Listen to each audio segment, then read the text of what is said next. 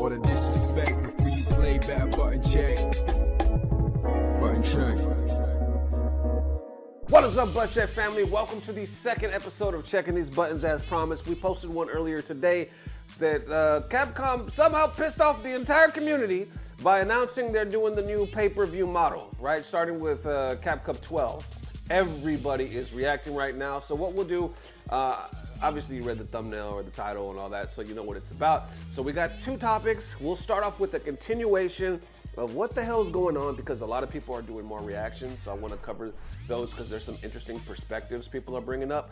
Also, what the hell is EWC trying to pull? And then button check, sucking, all that stuff. Either way, let's get these buttons. Let's go. All right, now into them first set of Capcom continuing to piss off and trigger the entire community, buttons that need to be checked. So the reason why I wanted to kind of continue, we talked about this obviously earlier today, but there's a whole bunch of other players, like pro players, that are speaking out now, and some are bringing up interesting perspectives. So I wanted to get your guys' thoughts on this because I didn't think of it the first time I shot the video, because when I first shot this morning, I was like, holy shit, they just posted it this morning. So everything was really fresh. Anyway, it's kind of settling right now to the point where people are getting even more pissed off. So starting right here with MenaRD, he says, I find it hard to accept. I understand that in Japan, this is considered normal, and fortunately, the community is still able to support each other in this way. However, in many regions, including my own, there is hardly even the leeway to play the game. Nobody should be deprived of the opportunity to enjoy the pinnacle of Street Fighter. I think this is still too early. Then continue on, we got BULLSH right here saying, me watching Capcom Cup on restream of a restream on Periscope via YouTube on Justin TV because I'm not paying $40. Then we got IDOM right here saying, I don't think anybody wants to pay money just to watch their favorite players get throw looped. Who else we got? This meme right here. Watch Capcom Cup. Yes, Capcom. 4,000 yen. No, Capcom. And then we got Riddles simply putting it, what the fuck are we doing, man? Then we got Brian F. Brian F going a little deeper right here saying, I also still don't think people fully grasp how much bigger.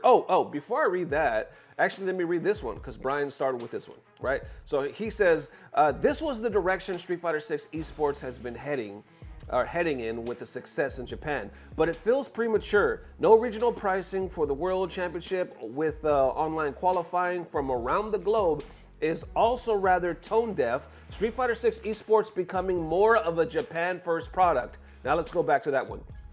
Up here, I still don't think people fully grasp just how much bigger Street Fighter 6 is in Japan compared to anywhere else. Players like Kawanu are pulling 250,000 views per stream highlight video. Street Fighter 6 players are getting more viewership than our Maximilians, Sajams, etc.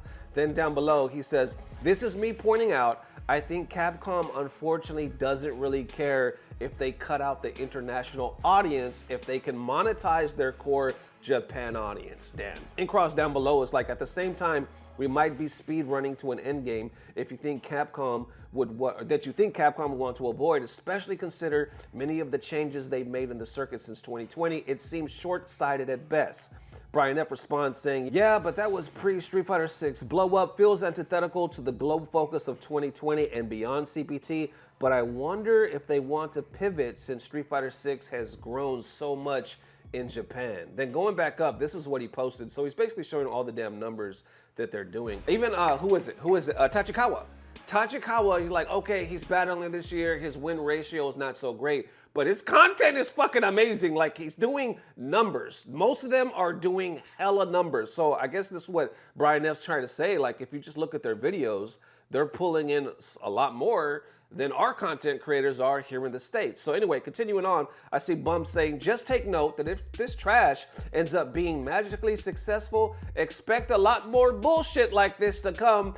Esports. And then who else do we got? Zaffarino saying, welcome to the FGC Stream East. You saw a lot of that in the last video. Somebody was like, I never thought I had to set sail in order to watch Cap Cup, meaning pirate. Stream East, you get the correlation. Anyway, continuing on, who else we got? Big Bird saying, I don't know why they're not doing this anymore, but they used to, or I used to buy CPT costume packs every year. Everybody wins and everybody is happy. So right here, I guess he's quote retweeting this one because somebody said they should just do the Street Fighter V thing and sell a costume pack in support of the tournament. If it's like 35 USD with 5 costumes, it's way more justified. And then wrapping it up right here, somebody by the name of Lazarus saying, if I'm paying the 40 for uninterrupted several days of great content, player first competitive formats and top quality production with a surplus of complimentary content, I'm in. If I'm paying the 40 for a paid-walled version of Cap Cup 11, I'm out. That's a good point. How y'all feeling about that? I would guess if we was taking a poll that most still wouldn't be cool with that. Most still be like, fuck it, I'm not paying regardless. 40 bucks. Now he makes the point, which I think is fair, saying if it's a true pay-per-view event, like if we're seeing something we've never really got to see before in a way that you guys, I mean, it's just spectacular, I could almost see paying the money.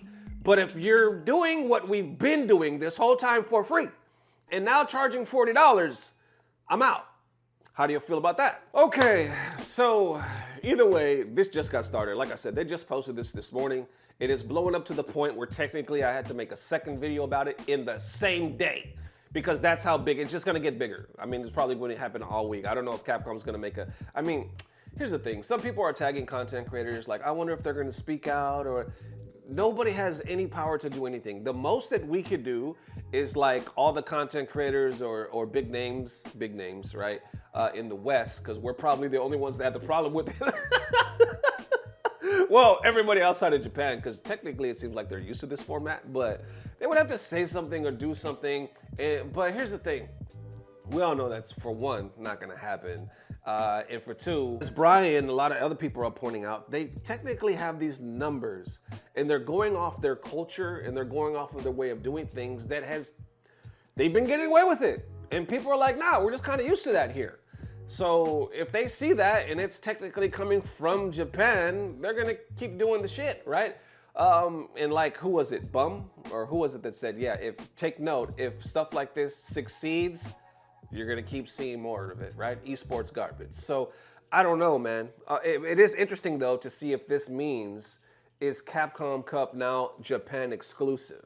Now that they're able to do this, or is it gonna keep switching? And if it does switching, does that mean pay-per-view now is Cap Cup exclusive? I'm just feeling weird, man. Before we wrap this up, I'm feeling weird all around, you know, because right that this happened, this is weird timing. EWC, Esports World Cup. Man, I was joking in my last video saying, oh, it's coming now. Pay-per-view, EWC, it's right around the corner, right? One of my videos covering EWC got flagged. They said, you can't monetize it. That has never happened to me at all. Like, they've never flagged me saying you can't monetize or cover our, our shit because it's copyrighted. I'm gonna put it on the screen right now saying copyright protected content found, ineligible. This video has been up for like 2-3 months now, something like that, but check this out. Here it is. So content found in 450, 512, 519, 533, like all throughout the damn video, right? Saudi Broadcasting Authority, SBA, official Saudi Sports TV on behalf of them.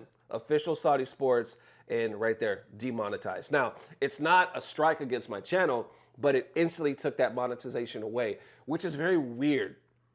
Because on one hand, I'm like, what is EWC doing now? Are they trying to do that now where they have copyright, like you can't even cover?